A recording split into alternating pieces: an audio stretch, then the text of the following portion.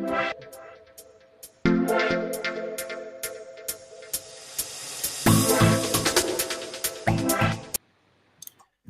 and welcome to another episode of The New Frontier. I'm here as always, well, as most of the time anyway, with Joe. Joe, how are you? Hey Max, I'm all right. How are you doing?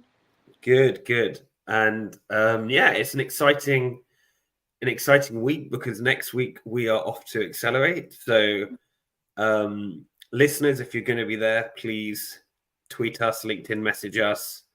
We'd love to meet you in person. I know a lot of people are on our WhatsApp, which I think the link is always in the notes below. So join the WhatsApp, put in a message. What are you most excited for in Accelerate, Joe? Oh, I think actually meeting everyone, seeing all the people that we constantly talk with, but virtually, and actually being able to see them in person. I think for me, it's mostly the networking. I think there will be some interesting AI stuff coming out from Amazon. But yeah, it's mostly the people. And you? Yeah, I agree. I'm excited for the networking. I'm nervous for the AI stuff. Let's see what Amazon launches. Let's see. Hopefully they won't launch. I was just saying to Neil. Oh, I've ruined who our guest is. But I was just saying to our guest. I hope they don't launch. We've just obviously launched the A+ generation in one click, and I'll be very sad if they launch that, because that would obviously wipe out months and months of work and planning. And but it won't be as good as your guys, you know. It won't, but it would be free, which is good in its own way. But anyway, wait. Before you go, anyway, I just wanna like take a moment to have an appreciation for my friend Max Sinclair. What happened this week, Max Sinclair? Because I feel like you should be shouting out of the roofs for that. Yeah, thank you, Joe. So we announced our pre-seed. Well, I don't know what you pre-seed, seed, whatever you want to call it. So we announced the 850K in funding for eCommerce, which is very exciting. So we're going to be accelerating all aspects of what we've been doing. We already have a team of 8. We may grow this. We've already got some of the top AI talent working for us. So, but now, it's good to kind of extend the runway, maybe add a few more faces to the team. But yeah, all blaze ahead for kind of optimizing for Cosmo and Rufus and generating all this content in a few clicks. So yeah, it's exciting. But anyway, we have a very exciting guest. We have someone who has spent 17 years of selling, coaching, and mentoring, 12 years using Amazon FBA with private label brands, operating as an entrepreneur and business owner since 2007. So an absolute veteran in the space. He has served over 1,000 people during his coaching and consulting career, currently supports 200 clients in Voltage Holding organization, which owns software, private label brands, is an incubator, and mentors beginners to advanced sellers doing more than 10 million a year on Amazon. He also if that isn't enough stuff, he does more. He also purchases and sells FBA companies and kind of does all of this stuff without the Wall Street money, as without the VC. I guess it's Wall Street, but also the VC money, mostly with these aggregators. So without further ado, Neil, welcome. How are you? I'm good this morning. Thank you for asking. Neil, can I before Max asks a proper question, I want to ask something slightly different. When do you sleep? When I'm homeschooling my children?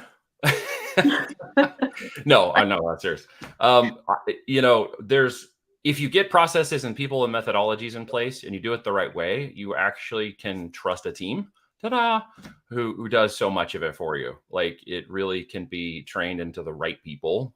If you train the right people, which is probably something we'll talk about today. So I can actually get my 6 hours of solid sleep every night and feel great and go and have tons of energy. And part of that is also eating well and working out and doing other things to keep that energy level high, right? Yeah. Do you homeschool your children? We do. We have our 4 daughters Amazing. here, and we homeschool them. My wife is kind of the CEO of that business in our house. I am the enabler. I float around and help, and sometimes travel and go to their, wherever I can go to help or block time out or get with them. I do when I can, and teach certain things, and business and finance and entrepreneurialism, teaching them how to create value that actually creates money is one of the things I instill in them. And so some of them are actually on their way to business at 14 and 16. Amazing. And their own little business models that we're building for them. Yeah. Wow. Really cool. Amazing. So Neil, I guess you gave me like a PDF of an introduction. You've also written some books. I kind of try to distill it into a paragraph or two. Would you want to add anything before we launch into the questions? No, answer questions. I don't want to talk about myself anymore. Let's talk about some business. Okay. So yeah, I can ask the first question. So how did you make a successful online business back in 2007 with no college or formal training?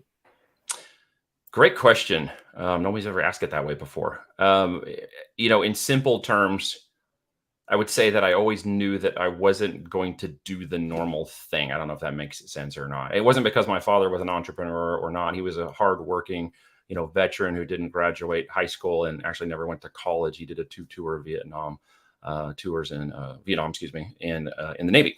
So he was the, hard work, diligence, get out here, suck it up, buttercup, we're doing this anyways kind of guy. And taught me a lot about, man and values and instilling values of family and, self-sacrifice and how it, means to become someone, a solid and responsible individual and citizen. He had no experience in business at all.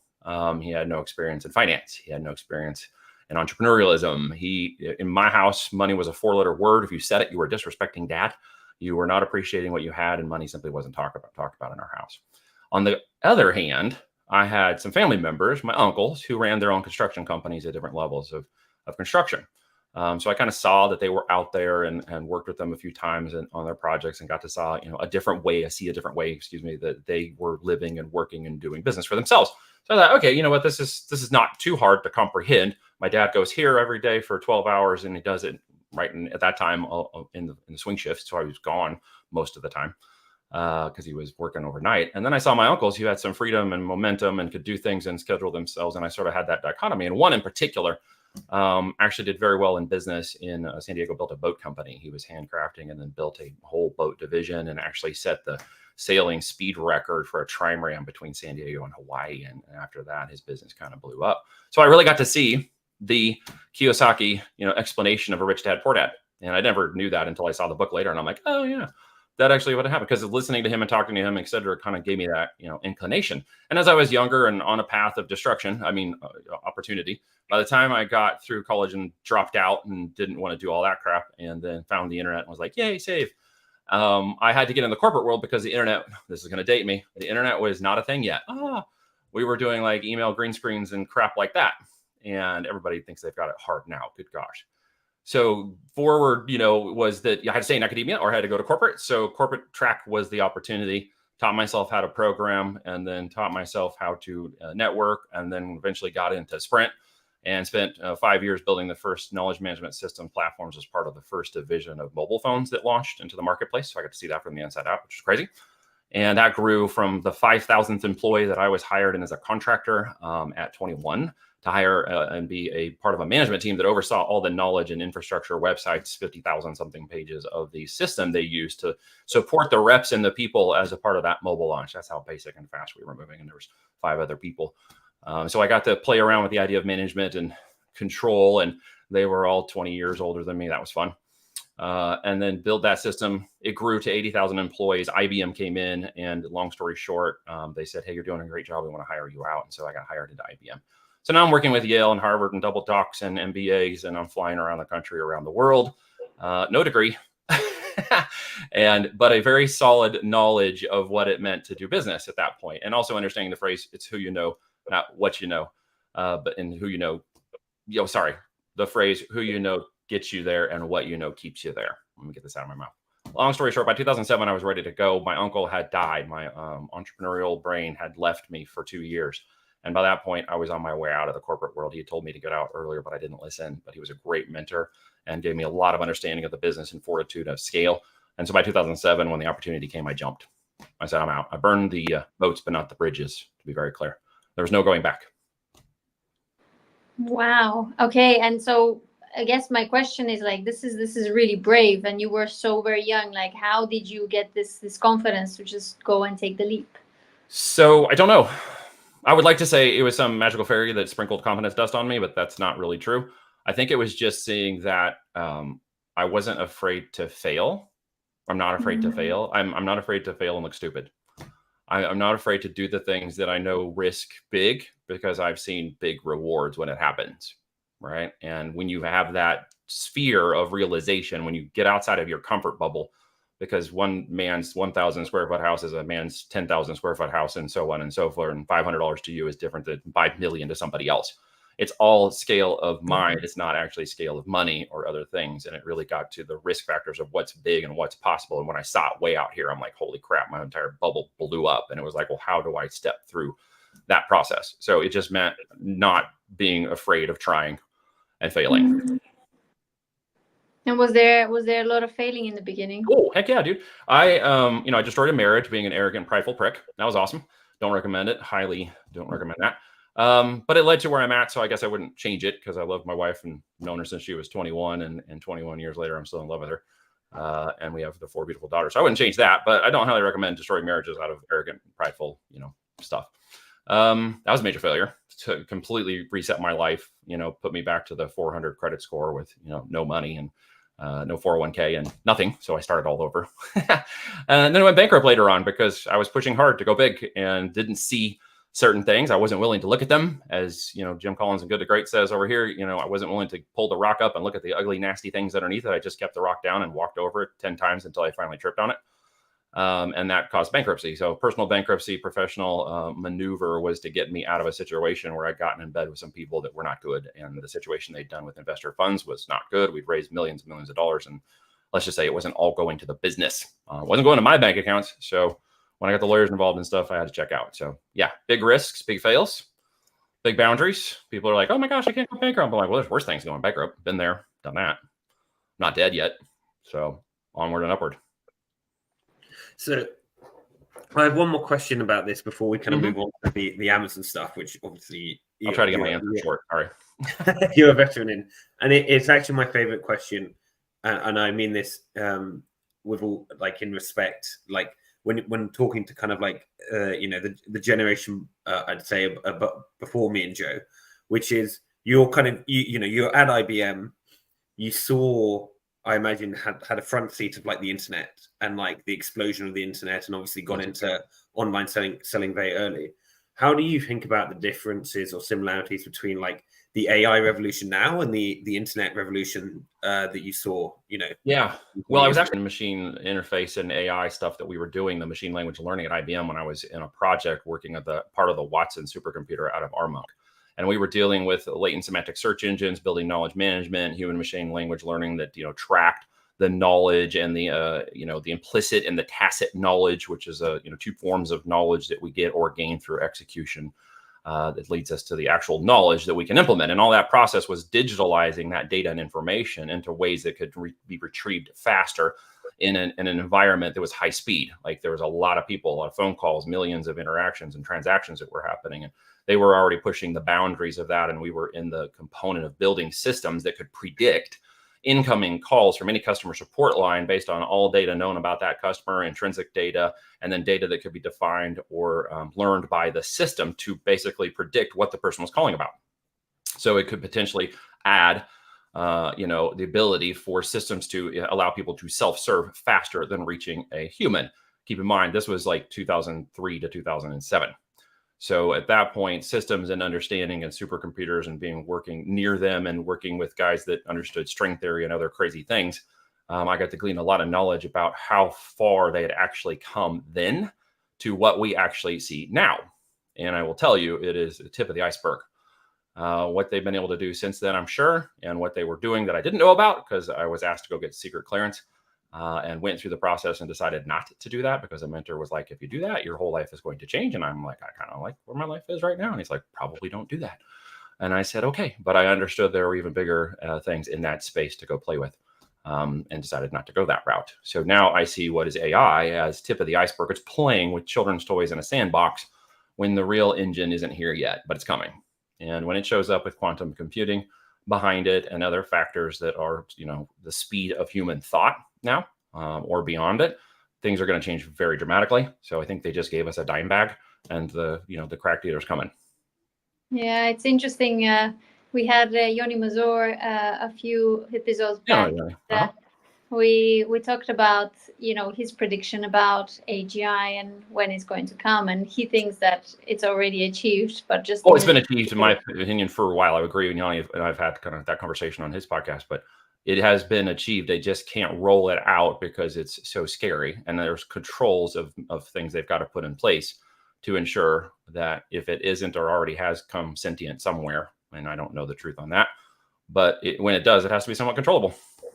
How do you think about the different speed of adoption? Because obviously I wasn't around. Well, I wasn't very old at the start of the internet, but I love reading about history about business, and it seems like so many big businesses just completely missed it. And I feel with AI, everybody, if you read their quarterly reporting, whatever, everyone's talking about AI immediately. So all of us have tried ChatGPT, tens of millions of users in the first month, and obviously that never happened with the internet. So how do you feel about speed of adoption is changing? Speed of adoption and the movement of the innovations that will cause it to move up from early adopters into mass adoption is coming, and it's coming relatively fast. There's every 6 months technology changes and is evolutionary, supposedly in its leap. I think what we've seen is that this kind of leap to AI that leads to the next step is I'm going to say this the wrong way because I don't have another way to say it, a quantum leap. It really is. It is going from this long since the internet came down to transitioning all of that times 10 in about this amount of time. So in the speed at which those systems can work and think, and the fluidity of that is going to, redefine the way we do business. It really is. And so it's going to come down to our ability to control it. AI won't replace us unless it goes haywire. It will be the people who can control it that will win. So with certain levels of technology, and I see people adopting it at its most basic levels right now, they actually don't understand what they have yet. And that's part of teaching and training. And once people start to get it, that's when more of it will be released, I believe. And this will go extremely fast. That's why we see some major corporations like Amazon now evolving its technologies, even though it could have done it years ago. They're now moving this data set they have, which is tremendous. It's huge. It's not just backed by, say, the .com and physical products. It's backed by everything on the AWS platform, which runs more than half the internet, as we know. So with that amount of data and information, their capabilities were surpassed in the release of things like Rufus and coming, Cosmo and implementation of Cosmos. That could have been done years ago, right? They just held it back and are waiting for the adoption of people's minds to catch up before they can recognize what it is they're actually using.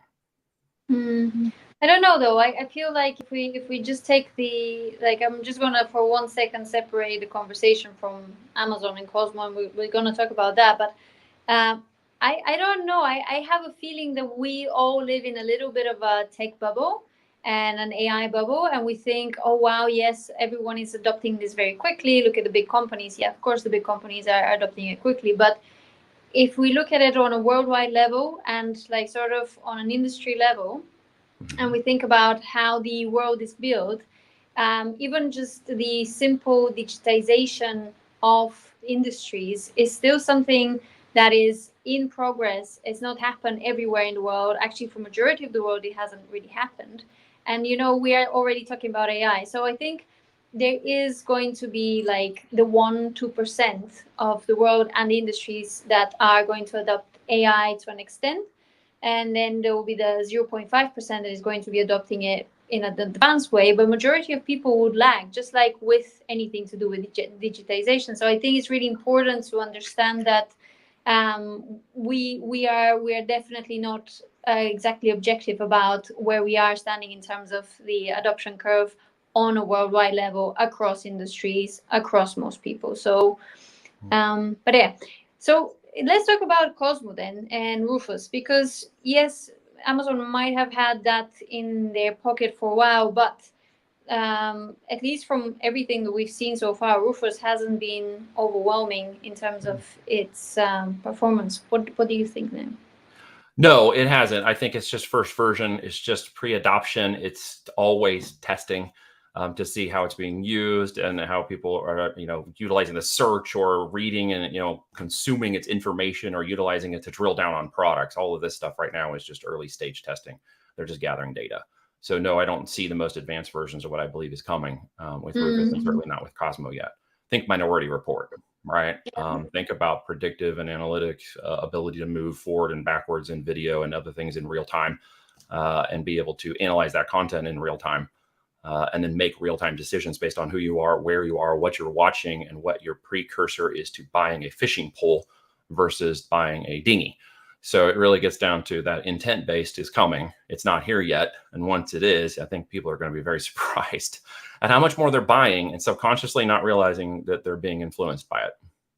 But do you think, I just want to ask one more follow-up question, which is more about like the consumer side of things. Because again, we are very much focusing from, oh my God, we have to optimize for Rufus and Cosmo and But I guess my question is, do you really believe that consumers in any like measurable way in any time soon will get used to conversating about their purchasing versus searching for keywords? Because let's face it, searching for keywords has been around since the start of internet. Like this is how we have been communicating with the internet for as long as we have been.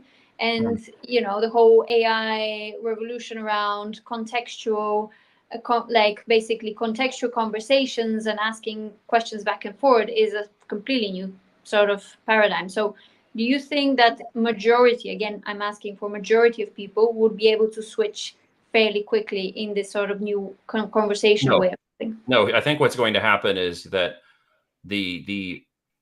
those who understand how to control it that win will be in corporations or certain businesses where they've understood how to adapt it to the drive for the consumer. With an intent-based AI or AGI, what we're looking at is it is not going to require you to search. It is going to present you with the most optimized version of whatever it is that it thinks you're going to buy based on what you're doing or what you were about to do based on what it predicted from your history. Remember what I was telling about earlier? We had 40% accuracy for people who were calling in, and that was 20 years ago. Okay. So it's going to bypass the consumer is basically what I'm saying. And it's going to come at you, right? Based on the best intent. So keywords and stuff just evolved like AOL keyword, blah, blah, blah. That was such a big thing for a while. And then we evolved into searches and other things that weren't just keyword based. They were specific focused, and the customers went along for the ride as they learned to become more savvy in a world of technology and buying. And we had exponential growth of that in 2020 when people like my parents who'd never got online and had the Amazon app installed or anything purchased online whatsoever, now buying online regularly, right? And because of that, the technology has to adapt to all types of people that are getting in there. And that's where we see AI really rising up. So keywords aren't the future, in my opinion. It is the intent based of the engine showing you anything it thinks you want based on predictions. Anytime you pull it open or go after it, or you're on a video, or you're on YouTube, or you're watching Prime or whatever, or you're even walking through the grocery store and the screen changes and says, here's your favorite product. Do you want to renew this product? You're out of dish soap. It's going to change consumer-driven purchasing very, very dramatically. Yeah.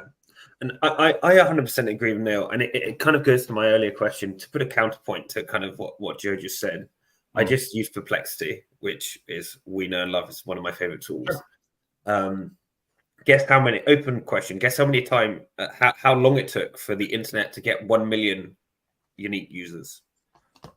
Oh, it was like 7 years. No. 20 years. According to Perplexity, which as always has given me a high, it's gone to Statistica, so good reference there. Guess how long it took ChatGPT? 20 years, that's incredible. Yeah. Guess how long it took ChatGPT to get 1 million users? 10 seconds? 5 days, right? 5 days. Okay, see, I'm being radical. This is the kind of question, like No. I don't think we're in this. I think the adoption curve, to my earlier question to you now, it's just got so much, like it's just increased at a point that it's actually quite hard for like us to even think about how fast this is compounding. Like 20 years to 5 days. So yeah, like maybe Rufus isn't good now, but I mean, let's see what they announce next week and accelerate, right? And then something is going to change. It's going to change at speeds at which that are faster than 6 months. Now that's clear and been evident for the last 5 to 10 years. The challenge we have, Max, is that this system of information that learns and gains has to gain more information and connect more data points to become more aware, right? And with the amount of information you're speaking about and the speed at which it's coming, it's already surpassed that a long time ago, as I was saying earlier.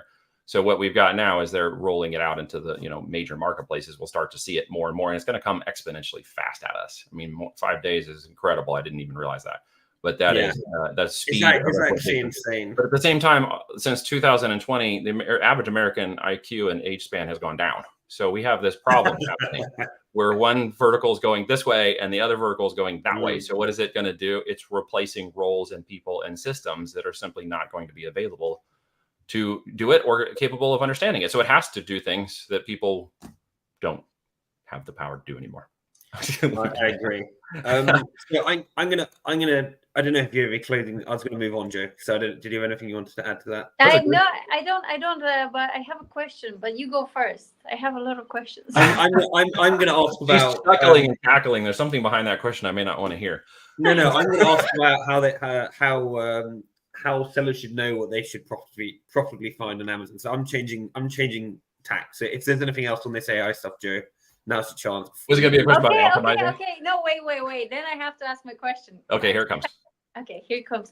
Okay, so I just wanted to pick on the last thing that you actually said about basically AI replacing a lot of us.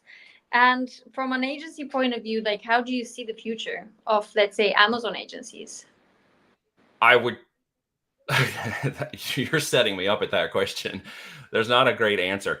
I am not an agency. I don't want to become an agency because the speed at which you have to implement technology, unless you are a concerted practitioner and are making sure that every person behind you is a practitioner, you're simply going to be outrun by the systems that are going to be doing this for people. And we even see that in Amazon with the systems and removal of engineers and other things. They're actually downgrading because they are upgrading their hardware. They're doing it in the warehouses already. So I just can look and, based on my experience, and then just look in the market, say, okay, yeah, it's kind of obvious where this thing is headed. It's kind of obvious that if you're not looking to pivot in certain ways or figure out areas to innovate and niche into certain areas, you're going to become irrelevant. You just can't look and taste like everything else, because one guy in a virtual assistant can run a 20-man or 50-man agency with AI. You simply are going to find that the saturation of that will take it and make it irrelevant for most people. Yeah, I mean that that's what my co-founder wanted to do, honestly. So I don't want to, he wanted to make. I understand.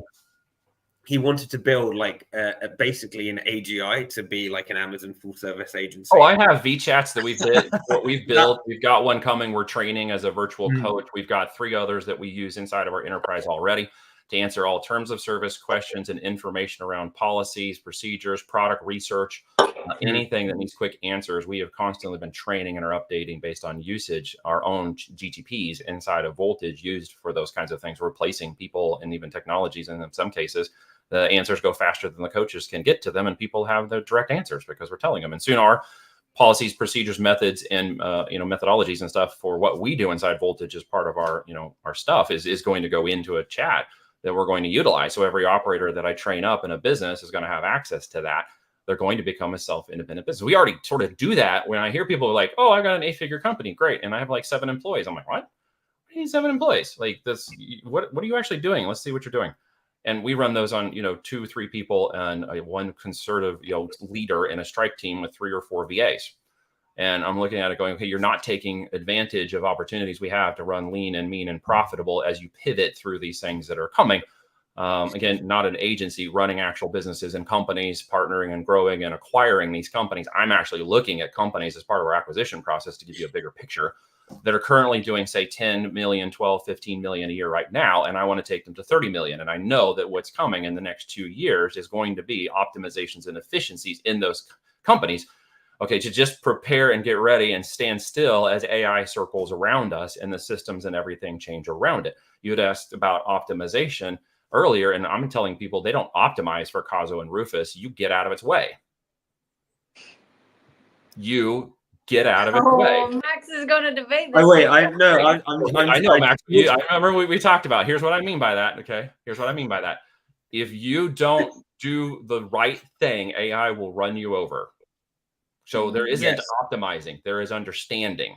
There isn't execution without knowledge. You must first understand what is important about what is coming, so that I can benefit from it as it arrives in its full capacity, which is not here. And in other words, get out of its way so I don't get victimized by it, because there are a lot of people who are going to get victimized by the coming changes because they simply haven't prepared with enough knowledge and understanding to ride that wave instead of getting crushed by it. And by the way, excuse my French, but we've seen that Amazon doesn't give a fuck, and they've just kind of no. They already went in and started changing listings, and we're like, here's your gobbledygook listing from AI, and like, what the heck? Yeah, well, I'm talking more about, they've just kind of said, oh, these 1P vendors, that basically we forced you to be 1P vendors, right? We don't want you to be 1P. Now you're going to be 3P. You're not allowed 1P. Which I mean, it's just. From the individual business owner, it's terrible, because you restructure your whole business because Amazon's forcing you to, and then now you're going back the other way. I mean, victim or they didn't care. Empowered, right? Yeah, and we are on a platform of system in which we can be victimized unless we look for ways to be empowered. I've seen it when I was working in Amazon time and time again. Oh, yeah. And then changing the fees and messing with the 3PL structures and changing down the reimbursement policy from 18 months to 60 days. They are optimizing and running efficiencies too. Why? I wanted to something you said, which was very interesting, that I wanted to kind of get specific examples on. You were talking about building efficiencies into your seller businesses. And you using AI GPTs, like what specifically are you doing? What's driving good results? Any case studies you can talk about? Well, I mean, in terms of how that applies in a process, it's not a singular outcome to a case study, but it is part of any case study in my business that we run, or companies that we partner on, or builders that I take from 0 to 8 figures. The end result is there are optimizations and processes by which we utilize data, tools, analytics, copywriting GTPs. We use the policy GTP to make sure all compliance and everything through FBA and FTC, if it has any relevancy, is compliant in the language. Because the thing that I am that many maybe Amazon sellers are not is I was a direct response marketer. That's how I got started in my own business.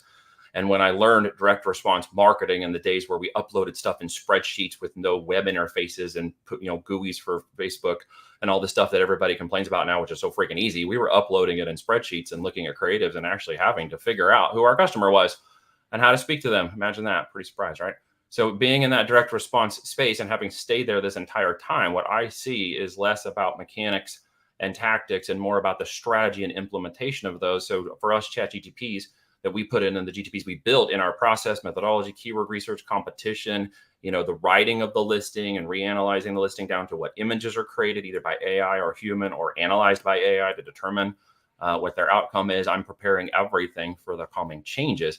And when that occurs now, it's actually allowing some of my people to have amazing results. Like, Daniel Espy, right? He used that process and launched at the worst possible time during 2020. Took him 8 months to get to market just because of the whole thing, the thing.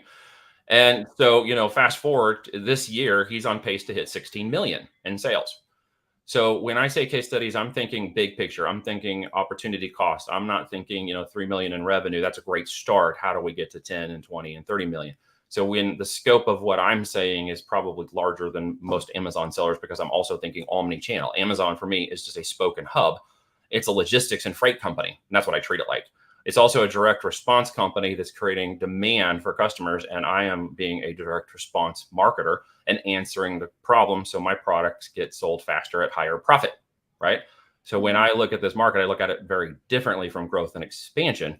And for that, my people benefit, of course, in the process of actually executing it. David LeBlanc did this. He had 30,000 a month when he was running with us 18 months ago. He came to us and said, I'm stuck. I'm 6 months in. I'm going to give up. I can't make any money. This is ridiculous. And in 8 months later, he broke, actually it was 6 months later, he broke 100K a month. Fast forward another 12 months. It's now 18 months in. I just did his case study on my High Voltage Business Builders podcast. You're welcome to go check that out. He's now at $500,000 a month on FBA and $100,000 a month on Shopify, right? He's a $6 million brand. So now he is looking at, well, how do I get to 12? It's just time and market now. How do I get to $1 million a month? Is right in the process, right? He actually has a ridiculous 6% ACost and a 25% tacos on that. So he has a huge amount of bandwidth to PPC growth that he hasn't even done yet. So he will easily get to $1 million a month. Systems optimizations and efficiencies have allowed him and Daniel to do that with no employees, right? They have people that they are putting in direct roles as part of their SOPs for social and management and PPC, and then even calendaring and things they're taking off from their personal life. But they have no employees. Systems, automations, and GTC. There's 6 million in revenue with two employees. No employees. He's the one employee, and he has so one person is 6 million in revenue. Yeah, that's not undoable. That's not hard. We can do. No, that. I'm just saying. So there's this famous bet that Sam has with some other people. I agree. But this kind of when will we get our first $1 billion one person company? Because you have a long time ago. Yeah. So we're already seeing. So they're using basically AI and VAs across everything. Oh, absolutely. And actually, part of that efficiencies came out of business. We developed, I hit my first 6 figures in 2014 in Amazon for 7 figures. Once you hit that mark, there's enough data and relevance, and you've rich enough processes to understand how to repeat, build, and scale, and do that at larger levels, now running multiple 8 figures. So at this point, when I got to 2016, I had a friend of mine, Matt Harward, who does a mobile division, mobile marketing guy, and he was leading that pack with software and stuff, and he was doing somewhere around $600,000-700,000 a month in his business. But he was bored, and he's like, I want to test something else out. I went and played on Amazon. How can we do this? I've got a lot of money. I want to go big. Don't tell me the small stuff. I really want to get to the big stuff. How fast can you get me to $500,000 a month? And I jokingly brag, we do that in 6 months. We actually hit it in 4. He turned into one of the larger case studies we've ever had. He hit $5 million a month by month 8. Okay. So at that point, I'd already understood by 2015, 2016, the economies of scale that is inside of Amazon that most people are limiting in their belief. They have scarcity and mindset. They do not understand. When I say 3, 6, and 5 million is just the beginning for niches and markets, I know that because it can be done in a month. So the end result is I think people don't think big enough. And without their ability to think big enough, what is coming is so big that it's going to be, in some ways, incapacitating for some of them.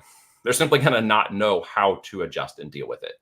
And the businesses they got now that are doing great are going to suffer because of that, because they won't know how to move. And they're on all these different webinars about growth hacks and AI business summits. I'm about to go to one, so I'm guilty of charging this vehicle forward. But the end result is if they are not focused on what's working in their business and then applying AI to only the systems, processes, or sections of their business that optimize that individual thing, they're going to become a victim of all of it, trying to do all of it.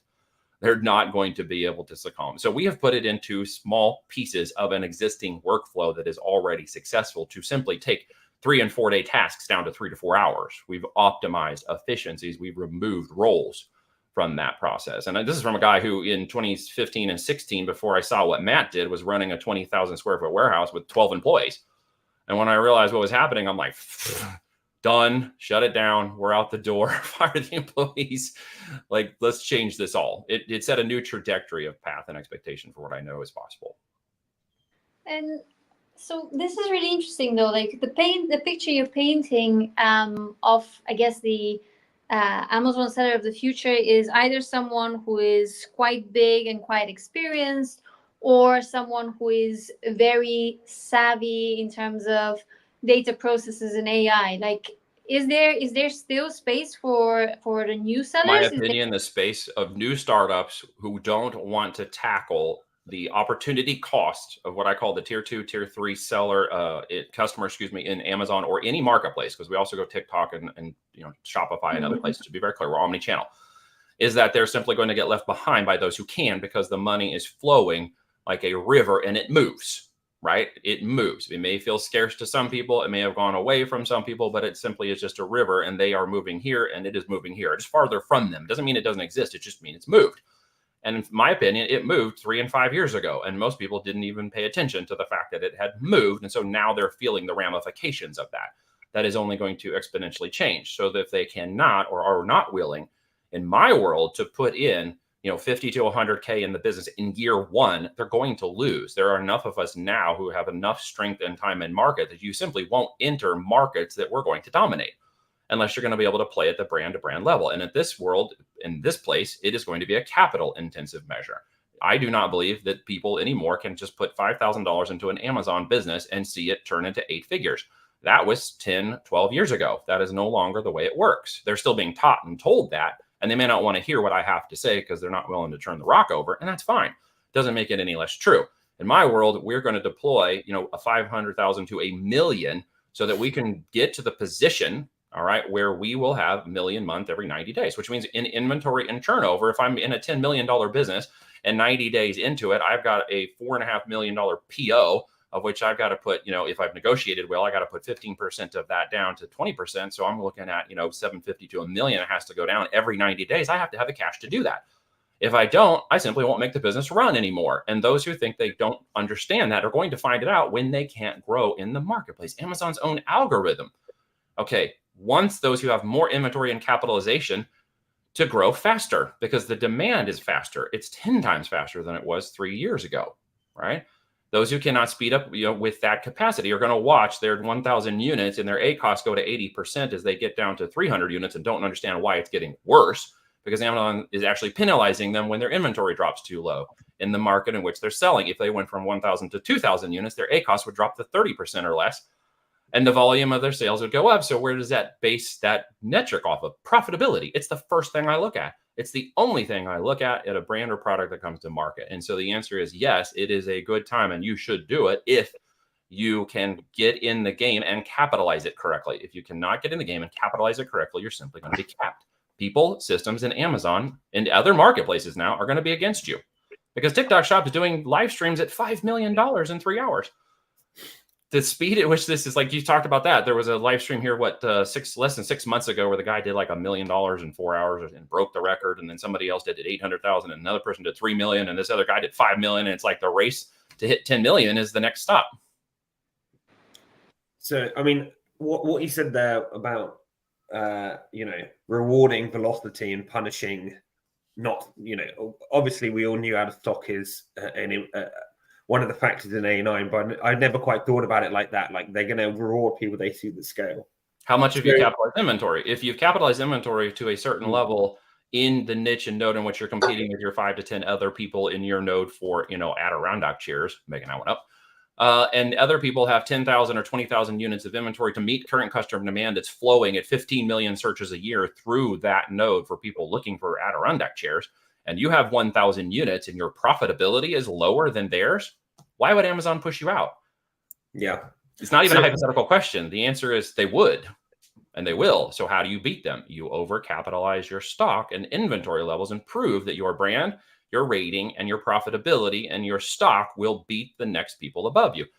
But hold on. The question. Not theory. I haven't got my question out yet, Joe. Wait. I just want to keep writing that way. The question is then from an Amazon's sort of strategy, like how this would benefit them in the long term, because if you get saturated in 10 big players that can afford to play with the cash and then all the other ones die, then you're not giving the best possible customer experience because you don't have enough choice. So there's plenty of choices. That's just it. They will show you the choices because those other sellers are in there trying to reach the top of the market. Amazon knows that, but they also want profitability. And you think they don't know your cost of goods? You don't think they have any understanding of most of the manufacturing processes or data?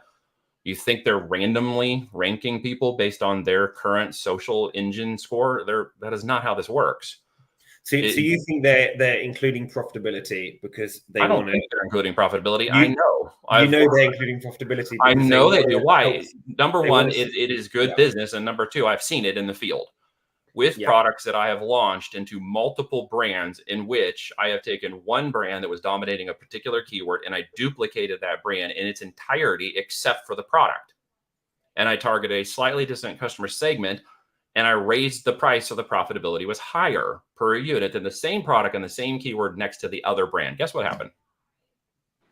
The higher price. One with more profitability sold more. So then I went and tested it again. Then I had my clients test it in real world. And what we discovered was we don't sell products less than $50 to $200 in price point anymore. So because my profitability will be I will sell $5 to $7 more, or even $12 more per unit in some cases, in those where the highest competitor is selling $10 less than us. And we are still dominating that node.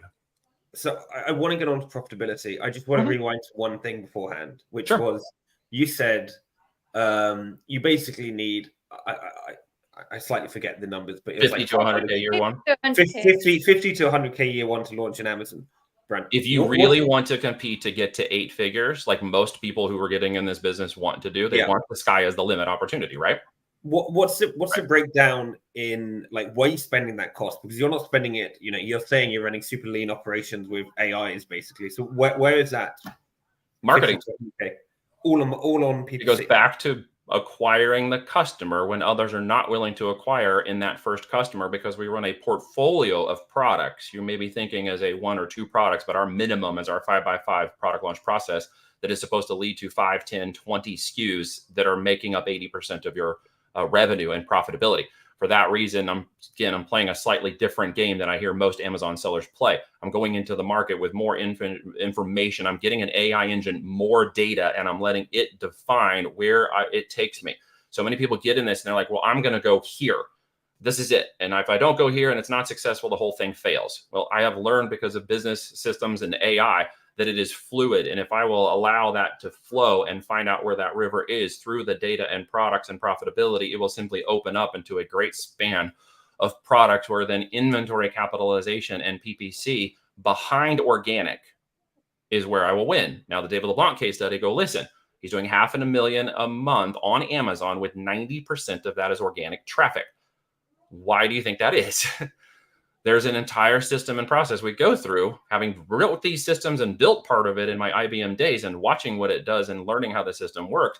Their organic traffic is not gone. It is simply gone from you if you put PPC on your listings too soon.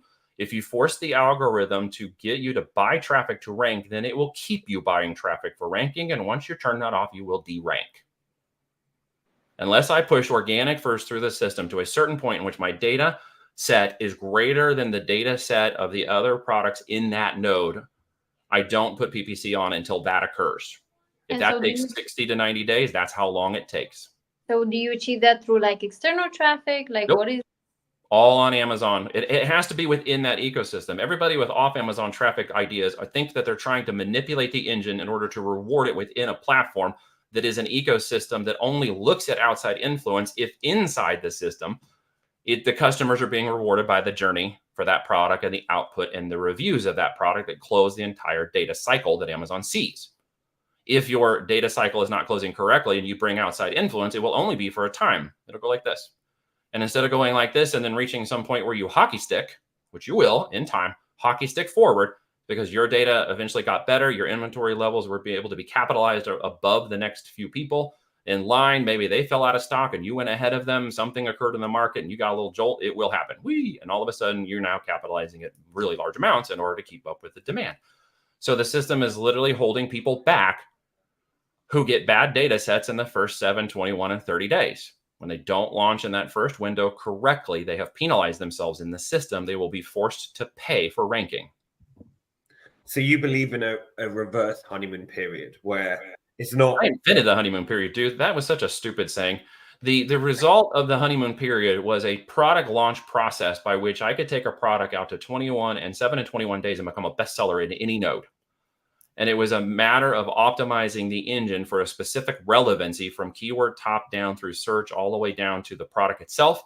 So it was a straight line path through the AI. Why? Because I spent 18 months reverse engineering the system when I discovered that it was doing something that I had done at the IBM days. This is my own personal story. take it for what it's worth. The end result was I realized that it needed to see certain things weighted over a certain time, just like we were teaching the systems to learn back in the day. And so I went forward and said, how do you get this system to love you more than others? Well, now we can rank products to, 10, 20 sales a day on a $180 product with no reviews. Once you get in line with the organic search, it will reward you if you're fighting it or trying to manipulate it with off Amazon traffic. And you can tell I get kind of passionate about this when I say it. Then you are simply not rewarding the system. It will see your spike in growth, but it will not allow you to keep it because you are simply not the best data set in its ecosystem. Become the best data set in Amazon's own system, and then go off a script, go over and get audience creation and demand and bring it back to Amazon, and will only love you more. I have to say, Max, we have to invite Neil again because we are kind of actually at the end of our podcast. Oh, we are at the end? I'm sorry. I am just starting. I have so many questions. This is such a fantastic conversation, Neil. Thank you so much. It's like, wow. Fun. Thank you for having me. I enjoy this, and I really want people to understand this because they're limiting their opportunities they don't even understand. If you put your PPC on, here's a pro tip for anybody listening who's a current seller. If you're launching a new product on a new ASIN, you get what's called an IDQ score, right? This is in the white papers. This is in the details. We studied this stuff for years until Amazon took it all off their website. Imagine why they did that, right? So when they determined that each particular node has somewhere around, it used to be like 7 to 10 engineers per a node working on a specific relevancy for a node. I think that's back down now because AI is doing a whole lot more of it.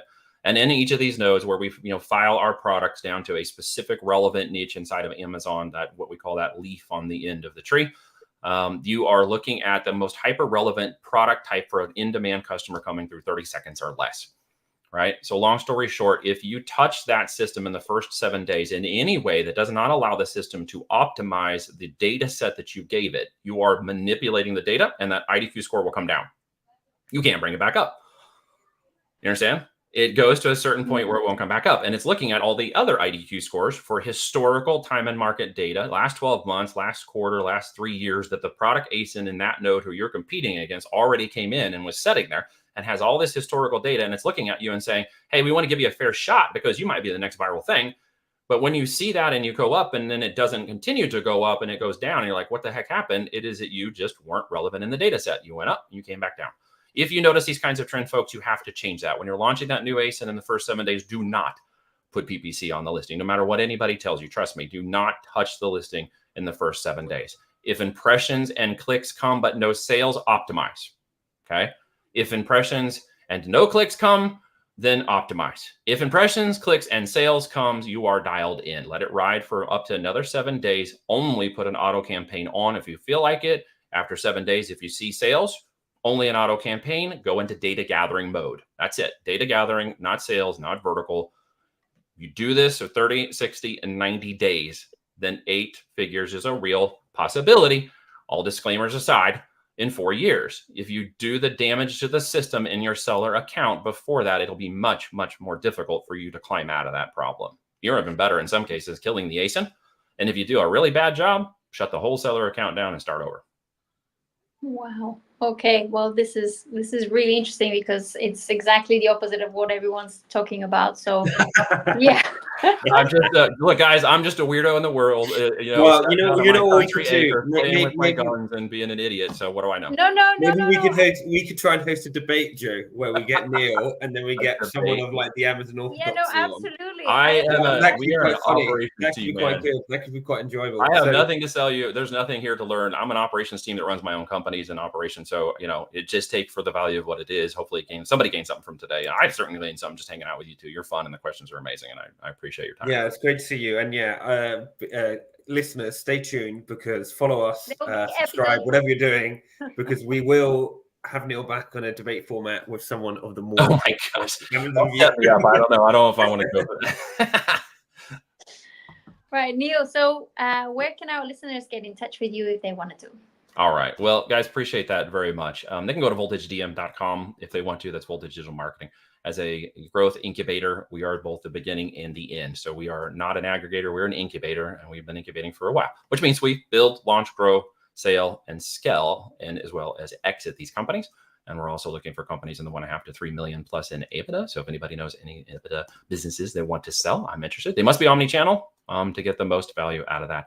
That's my plug. That's my name. And it is TWA, by the way, not some weird acronym people might think of. And of course, I'm not a small Asian guy now that you've seen me on video. You thought that, didn't you? Every time I make that joke, I'm like, somebody wondered what I look like. And that's like, no, I'm not a small Asian guy. We'll link all of that below. Thank So you. yeah, been an absolute pleasure, Neil. And hope to have you back on at some point. Thanks, guys. Fight it Appreciate out. Thank you.